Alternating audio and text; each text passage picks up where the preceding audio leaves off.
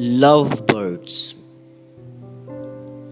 Sitting on a ridge, they gaze across the horizons, hearts connected by a bridge, living through the seasons. A melody of love pours out their emotions, like a flower spreading charm in all directions. Like honeybee wandering around yellow petals, like the soft sand on the shore settles.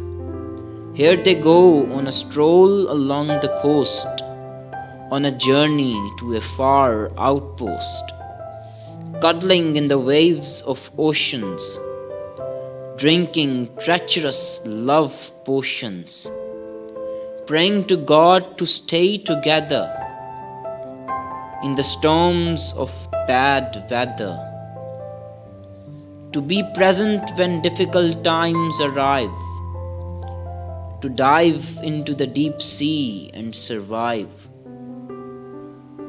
to live the bright glimmer of the sunshine, to hold hands and a glass of wine, to smile in the flashback of the memory on the evening of the anniversary, shed tears like a child and go wild. Love is a bond even death couldn't break. It spreads like venom all across the soul and never let its effects go off. One may die, but it lives among the old of the society to tell the tale.